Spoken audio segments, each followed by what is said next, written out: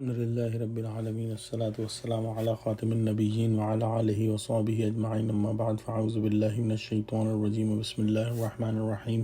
قال الله تعالى في سورة المائدة: فَتَرَى الَّذِينَ فِي قُلُوبِهِم مَّرَضٌ يُسَارِعُونَ فِيهِمْ يَقُولُونَ نَخْشَىٰ أَن تُصِيبَنَا دَائِرَةٌ فَعَسَى اللَّهُ أَن يَأْتِيَ بِالْفَتْحِ أَوْ أَمْرٍ مِّنْ عِندِهِ فَيُصْبِحُوا عَلَىٰ مَا أَسَرُّوا فِي أَنفُسِهِمْ نَادِمِينَ۔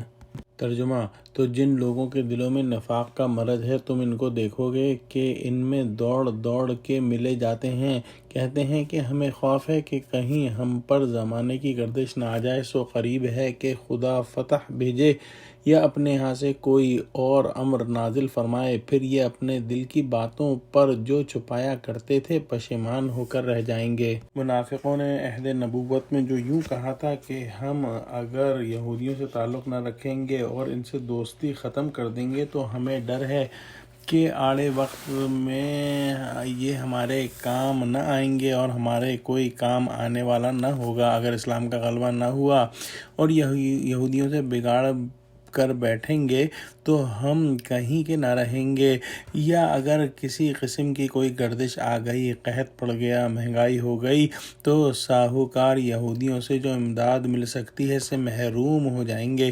یہ خالص دنیا داری کا جذبہ ہے، ایمانی تقاضوں کو پس پشت ڈال کر دنیاوی منافع حاصل ہونے کے احتمال پر ایسی بات کہہ گئے تھے۔ اللہ سبحانہ وتعالیٰ نے اہل ایمان کو تسلی دی اور فرمایا کہ سو قریب ہے اللہ تعالیٰ فتح کی صورت پیدا فرما دے یا کوئی اور صورت اپنے پاس سے ظاہر فرما دے۔ آیت کے اس حصے کی تفسیر مختلف مفسرین نے مختلف انداز میں کی ہے۔ ایک رائے یہ ہے کہ یہاں پہ فتح سے مراد فتح مکہ ہے، اور بعض حضرات نے اس سے یہودیوں کی بستیاں خیبر اور فدق کا فتح ہونا مراد لیا ہے، اور اس بات سے کہ اللہ سبحانہ وتعالیٰ کوئی صورتحال اپنے پاس سے ظاہر فرما دے۔ اس بات کا کچھ مفسرین نے یہ مطلب لیا ہے کہ اس سے اللہ سبحانہ وتعالیٰ کی مراد اسلام کا غلبہ ہے، اور بعض حضرات نے فرمایا ہے کہ یہودیوں کے قبیلے بنی نذیر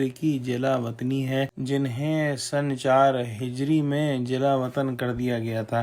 چنانچہ اللہ سبحانہ وتعالیٰ کا یہ وعدہ پورا ہوا، مکہ معظمہ بھی فتح ہوا، خیبر اور فدق کی بستیاں بھی مسلمانوں کے قبضے میں آ گئیں، اور بنی نذیر کی جلا وطنی بھی ہوئی، جن سے منافقوں کو آڑے وقت میں امداد کی امید تھی۔ پھر آخر میں آیت کے فرمایا کہ پھر یہ اپنے دل کی باتوں پر جو چھپایا کرتے تھے پشیمان ہو کر رہ جائیں گے۔ گویا جب اسلام کا غلبہ ہوگا اور مسلمانوں کو فتح یابی حاصل ہوگی تو یہ منافقین اپنے نفسوں میں چھپائی ہوئی بات پر نادم ہوں گے کہ ہم نے کیا سوچا تھا اور کیا ہو گیا۔ ہم سمجھتے تھے کہ کافروں کی دوستی کچھ کام دے گی، لیکن وہ تو کچھ بھی کام نہ آئی۔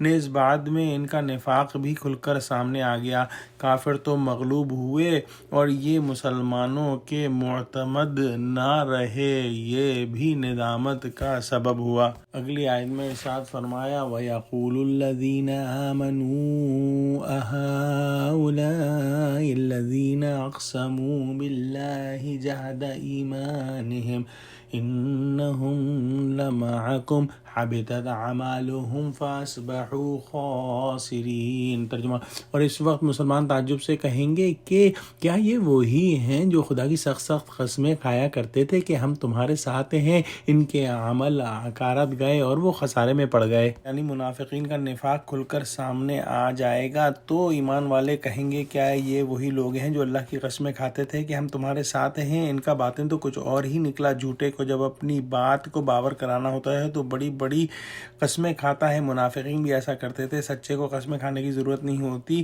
اس کے اعمال اور اخلاق سے ظاہر ہوتا ہے کہ یہ سچا ہے۔ قسموں کے بغیر ہی اس پر اعتماد ہو جاتا ہے۔ منافقوں نے جو نفاق کی چالیں چلیں اور دکھانے کو بظاہر جو نیک اعمال کیے وہ سب عکارت چلے گئے، ان سے کچھ فائدہ نہ ہوا اور بھرپور نقصان میں پڑ گئے۔ دعا کرتے ہیں کہ اللہ ہم کو قرآن کا فہم عطا فرما۔ آمین۔ وآخر دعوانا الحمد للہ رب العالمین۔ السلام علیکم ورحمۃ اللہ وبرکاتہ۔